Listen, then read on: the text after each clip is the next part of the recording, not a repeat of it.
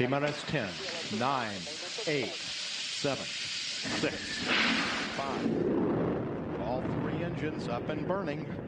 2, 1, 0, and liftoff. Coach on Fire Radio. I am the fire, dancing through the fire. I am a champion, and you're gonna hear me roar. This is Coach on Fire, High Performance Leadership with Stephen Bryant, and welcome to our broadcast. And without a lot of introduction of me tonight, we've got a great guest on. He is the creator and founder of Make-A-Wish Foundation. He's also the consulting producer of the Wish Man movie. In fact, he's the topic of that movie.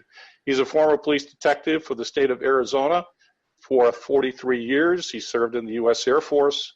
He's also won the President's Call to Service Award, the Ellis Island Medal of Honor with 6 presidents. He is the author of Wish Man, Kindness, Close Calls, and the Magic of Wishes. He's been listed in Forbes as one of the top 10 keynote speakers. And his name, none other, is Frank Shankwitz. Frank, welcome to our show tonight. Oh, thank you, Stephen. I appreciate you inviting me to be on. Well, it's good to have you here. And we wanted to talk a little bit tonight about some things about imagination, creativity, leadership. We're going to talk about the Shining Mickey Awards later on in the show. Frank, tell me a little bit about your story, because as I was doing some research for this, especially in the book, tell me a little bit about your childhood and where that led you to write that book. Well, I was born in Chicago, and at 2 years old, my mother divorced my father, and I had no idea where she went. She just left me with him.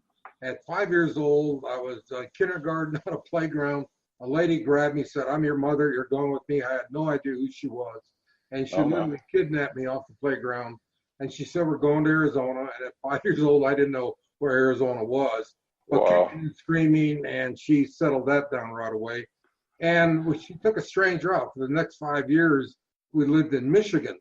We lived in the back of a car. We lived in tents in the summertime at state parks, old flop houses. Money was always an issue.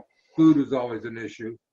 And at 10 years old, she finally said, "We're going to Arizona." She had saved enough money and ended up in a little town called Seligman, Arizona on old Route 66.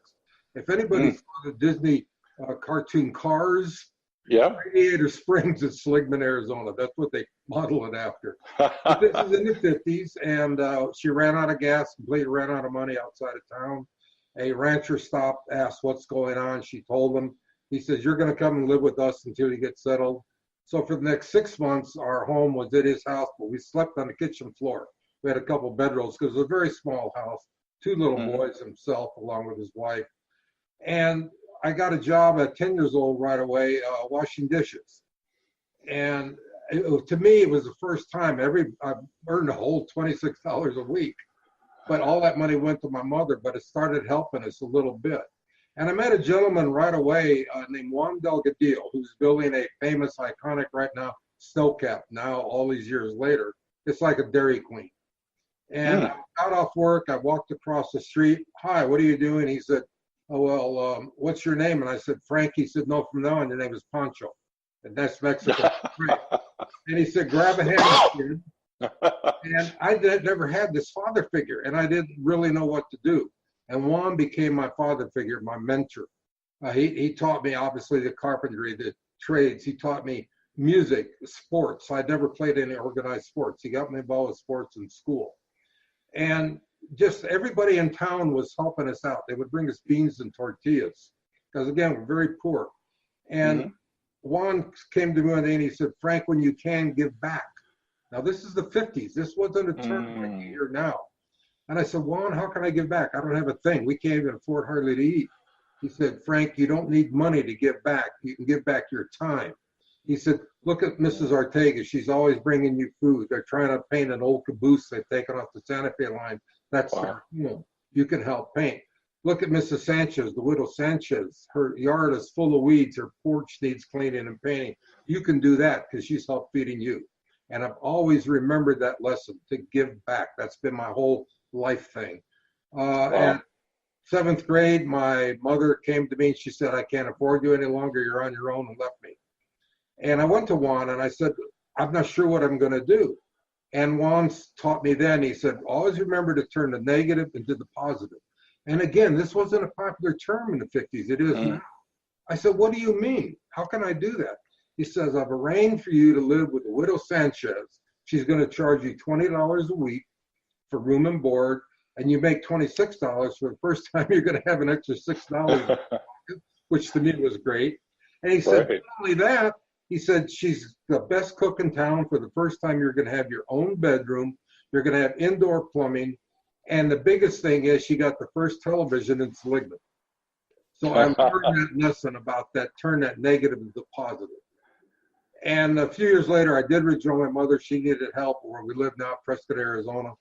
And again, went to work and everything. But the coaches now picked me up. The coaches helped me through things. They helped that integrity, the work ethic, the character, just build that whole thing.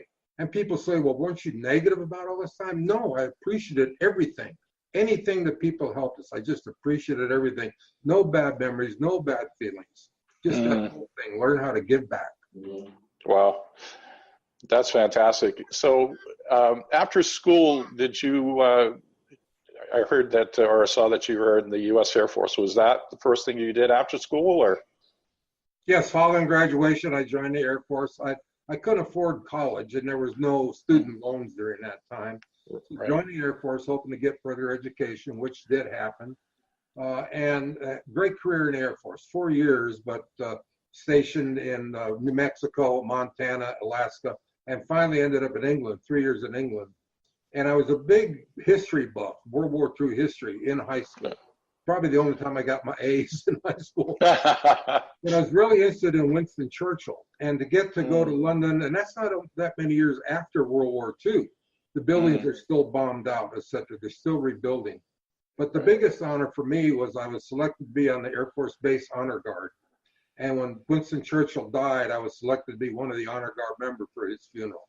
And to Wow, me, that's quite an honor. as that went by, we're trying to stand at attention, but I got tears rolling down my eyes. And it just, I always remember that feeling. Wow. So, Frank, let me ask you this question. Any special lessons that you learned while you were in the Air Force? Well, again, I say in the book, it helped finish turning the boy to the man. And again, I've learned how to take care of myself, but always, again, that work ethic. And it applied so well in the Air Force. And anywhere you go, you've got the different people that are lazy, overachievers, but and I learned also, if I have to be on duty at a certain hour, I'm going to be 10 minutes early. I'm going to be 10 minutes late when I leave. And I've carried that through in my whole career.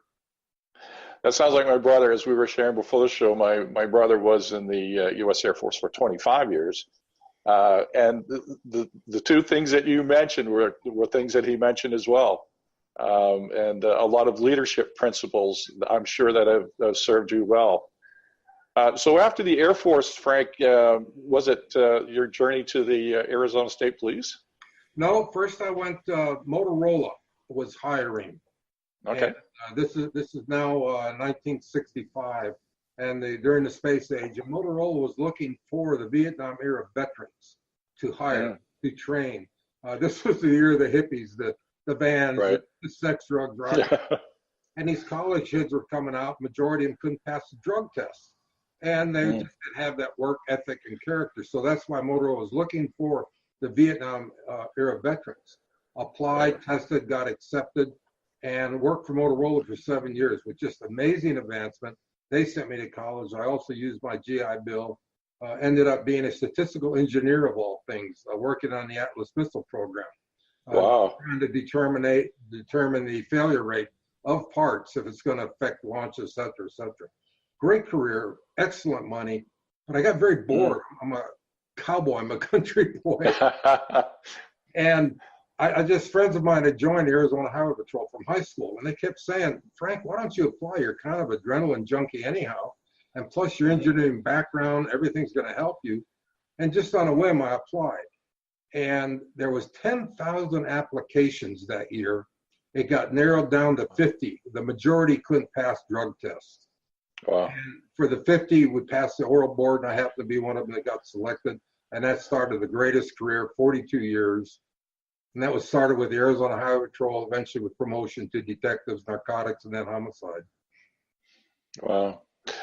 So Frank, in those years that you were with the police force, tell me what couple stories really stand out for you? Well, the biggest thing is about how the Make-A-Wish Foundation got created. And in the mid-'70s, there was a TV show called Chips. I remember that one. Okay, you're showing your age, Stephen. If you remember. I know. But it was very popular with the kids. And Chips are the It was, people that don't understand. It was a TV show about two California Highway Patrol motorcycle officers, Ponch and John, and their adventures. The kids loved it. The age group from 7 to 14 was probably the most popular audience. And the Arizona Highway Patrol started a motorcycle unit. It was a 10-man unit. We worked the whole state of Arizona. In fact, we trained initially with California Highway Patrol in Sacramento. And because of that show, myself and my partner, when we're riding together and we come into a town, all of a sudden the kids are yelling, "Hey, Ponch, hey, John." And we thought, this is great PR. We'd go to the school, to them, they'd get on a motorcycle, just have so much fun. Great PR. And that now led to another event in my life. I was doing a special detail on the California-Arizona border by the Colorado River in a high-speed chase with a drunk driver. 80 miles an hour, another drunk driver pulled right in front of me. I couldn't brake and escape. I hit him broadside at 80.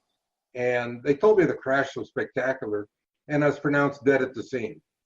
My partner tried to revive me. He could not. I heard the radio tapes later.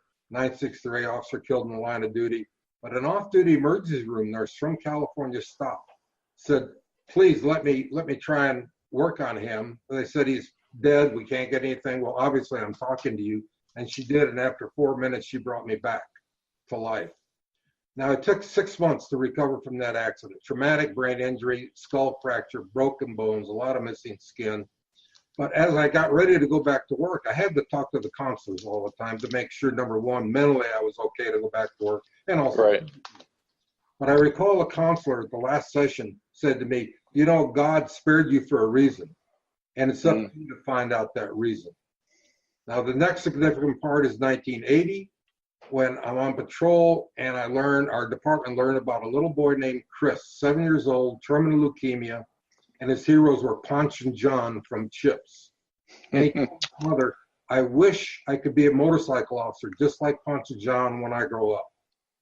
The family contacted the Arizona Highway Patrol, told them about this little boy, and asked if there was somehow he could meet a motorcycle officer. The commanders got the wheels going. I happened to be the officer they selected. We set up a special day where our helicopter was going to pick Chris up at his hospital. He was on IVs, but with permission of his doctor who came with him, his mother, we flew him to our headquarters building. I was standing by on a motorcycle. Stephen, I had no idea what to expect. All I knew was this boy was terminal and only a couple weeks to live. Helicopter lands, door opens up, little red pair of sneakers jumps out and runs over to the motorcycle. "Hi, I'm Chris. Can I get on your motorcycle?" And he had watched Chips so much. Our equipment was identical to California Highway Patrol. This is a siren. These are the red lights. This is this and that. Can I turn it on? This is your saddle. You have the same as Ponch has in his. Oh my goodness. Laughing and just having so much fun. I look at his mother and she is crying. And I couldn't understand that. And then it dawned on me, she has her typical 7-year-old back. He's running and laughing and just having so much fun. Laid in bed on IVs. But Chris went on that day to become the first and only honorary Highway Patrol motorcycle officer in the history of the Highway Patrol, complete with a smoky hat that we gave him his own badge. But the best thing on this story is he kept saying, "How do I be a motorcycle officer?" That was his wish. And that's the first time I heard that from him, the word wish. And we just explained some of the training, and then he got a little tired. The doctor said, "Let's take him home tonight, not to the hospital." But when he went home, we started talking about, we've got a highway patrolman that needs a uniform. And they were custom made in those days. We had a uniform made for him. 2 ladies spent all night doing a uniform. Went to his house the next day, red lights and siren. You can imagine